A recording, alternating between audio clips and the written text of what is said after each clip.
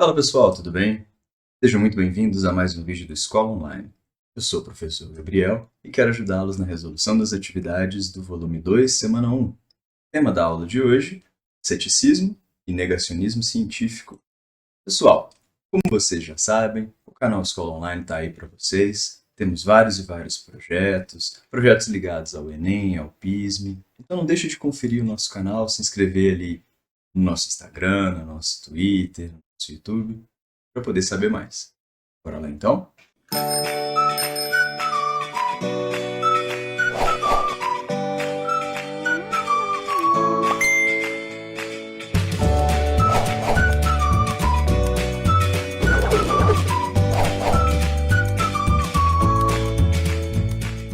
Pessoal, ceticismo e negacionismo científico.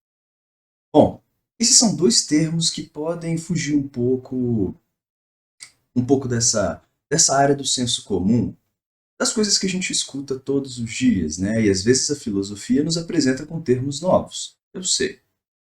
No caso do ceticismo científico, ou melhor, no caso do ceticismo aplicado à ciência, nós temos ali uma convocação para a dúvida.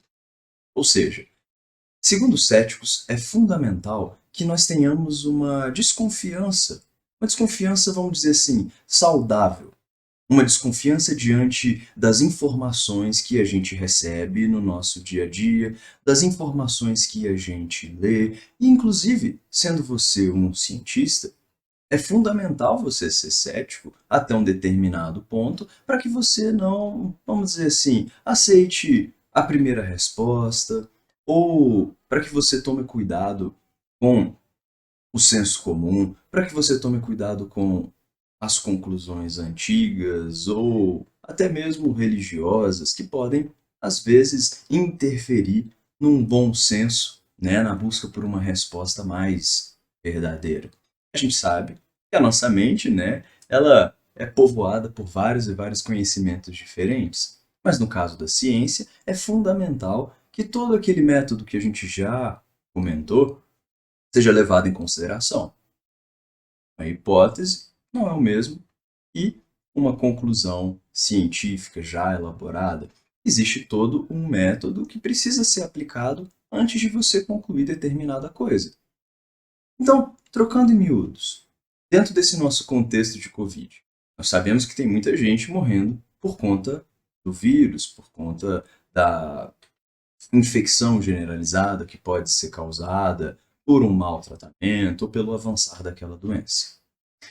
De toda maneira, pessoal, o fato de uma pessoa se recuperar é uma ótima notícia, com certeza, mas há que se pensar: essa pessoa se recuperou porque ela tomou um determinado remédio, porque ela tomou água, porque ela deu duas cambalhotas para trás no dia que ela se contaminou? E aí, como é que a gente faz para saber o que foi determinante para que aquela pessoa tenha se recuperado de fato?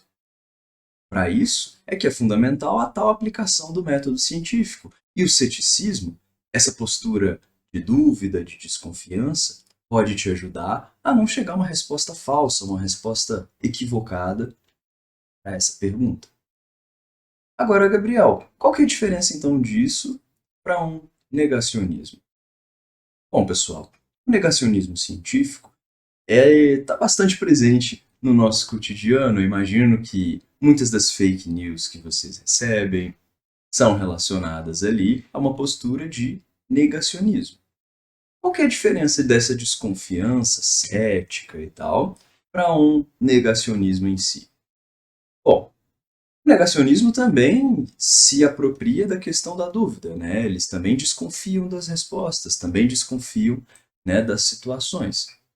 Entretanto, o negacionismo, ele se utiliza da dúvida desconsiderando todo o método, toda a pesquisa aplicada dentro de um estudo científico, né? Então, é o negar, pelo negar ou é o negar, para poder satisfazer um outro interesse, às vezes um interesse político, um interesse econômico, não é, pessoal?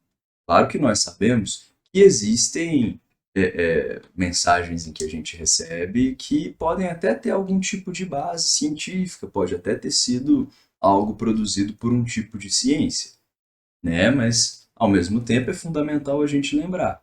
Uma coisa é o negacionismo em si, negar por negar, negar porque eu tenho interesse político, econômico e tal. E outra coisa é você simplesmente negar e tentar propor uma resposta também com algum tipo de fundamentação científica. Mas é aí, né, pessoal, que entra o debate. Então você vai lá, apresenta as suas conclusões e o método que você usou. No caso A. Daí, no caso B, você também vai lá, B, observa o método usado, observa as conclusões obtidas. E aí você, né, compara. Como se fossem, né, duas versões que você compara de uma mesma fofoca para você tentar ver qual que é aquela informação mais verdadeira, aquela que parece mais racional. Certo, pessoal?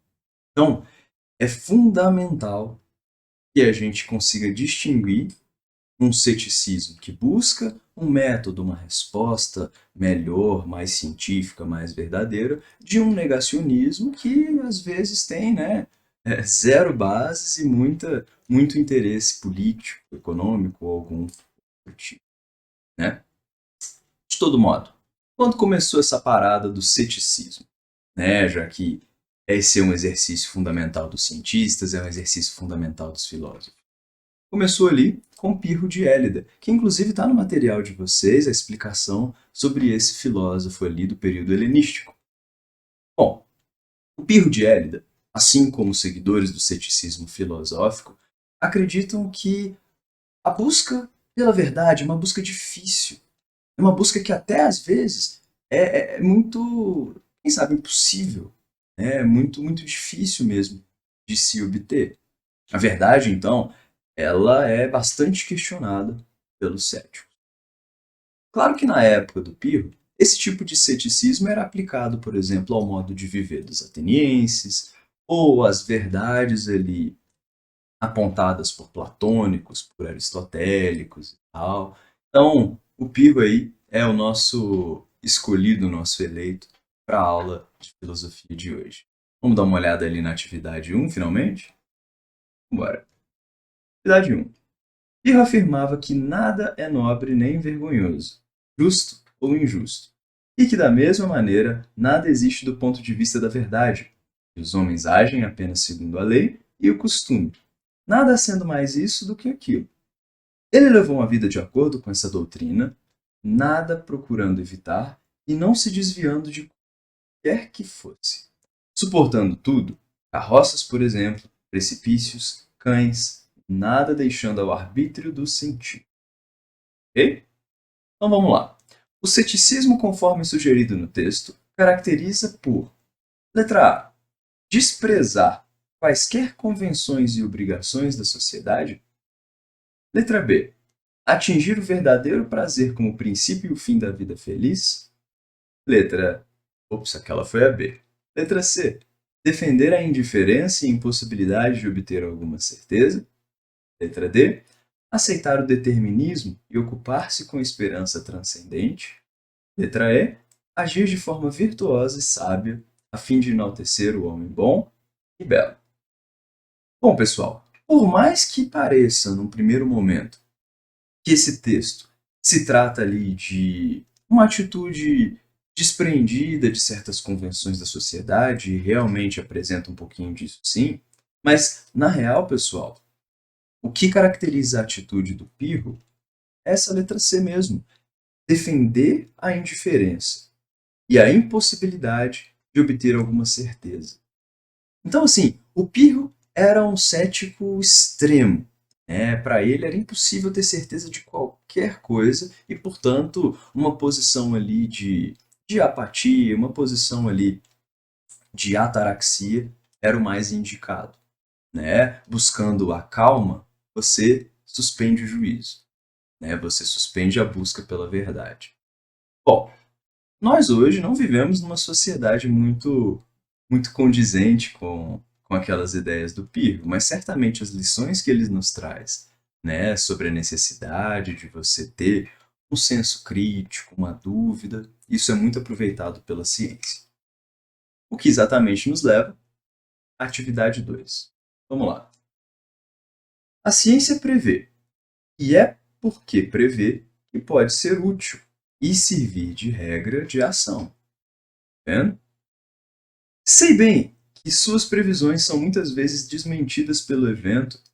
Isso prova que a ciência é imperfeita.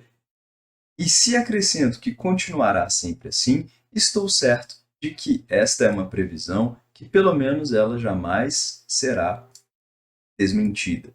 Ou seja, mesmo imperfeita ciência, né, a gente sabe que ela está trabalhando, que ela está se renovando e mesmo pelos tropeços, né, a gente acaba pelo uso da ciência conseguindo respostas um pouco mais confiáveis.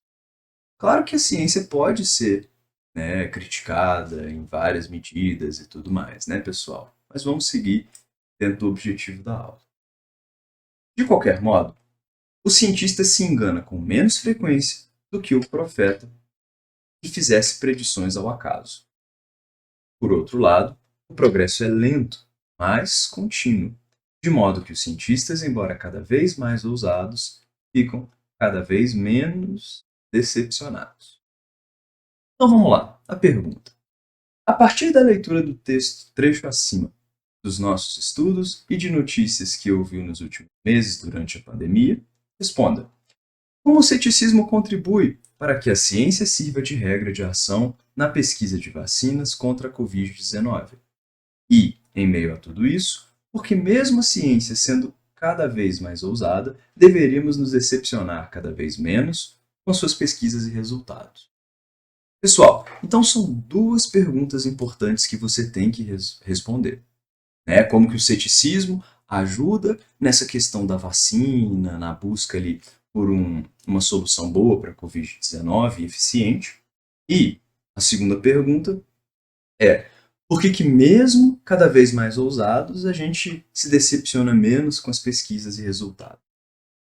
Bom, então eu vou lançar algumas provocações para vocês e aí vocês elaboram a resposta da maneira que vocês conseguirem.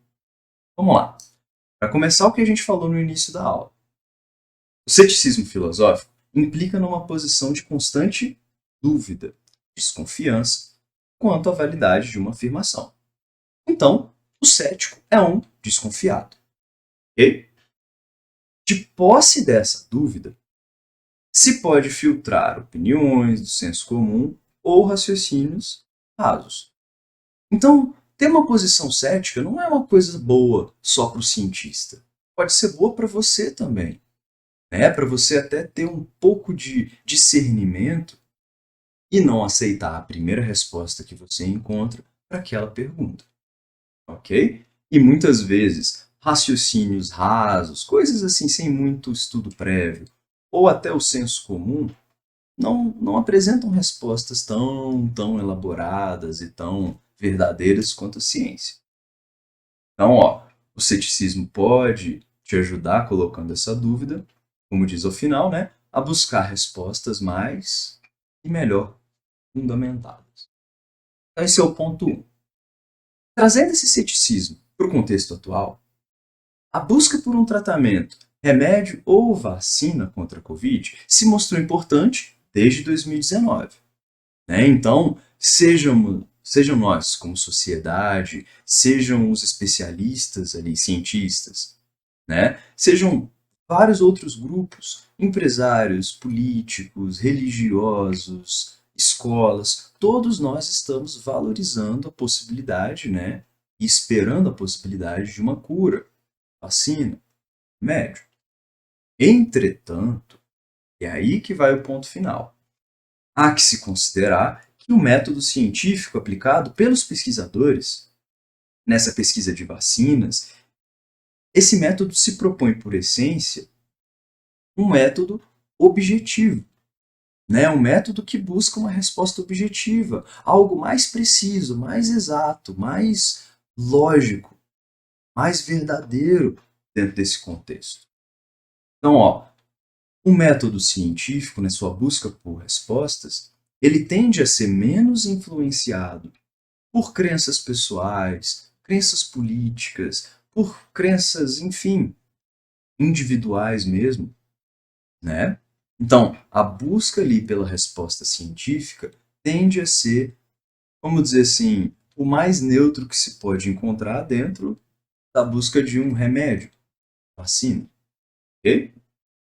Então, pessoal, mesmo a ousadia é uma coisa muito boa. A ousadia dos cientistas, pelo menos aplicada dentro desse contexto, pode ser uma coisa muito boa, porque mesmo ousadas as propostas, quando você pesquisa, quando você estuda, às vezes essa ousadia, perdão, vai te aproximar a uma resposta mais verdadeira, ok? Então, é fundamental, trocando em miúdos, deixar os cientistas trabalharem, né, e dentro desse contexto da Covid, pelo menos, tentar confiar o máximo possível decisões ali no que tange à cura, as suas afirmações, as suas descobertas, ok? Então, pessoal, é isso que eu tenho para vocês. Antes de irem embora, peço para vocês se ligarem, porque a gente está prestes a recomeçar o nosso projeto Eu Não Erro Mais. E vem muita novidade por aí. Um abraço, pessoal, e até mais.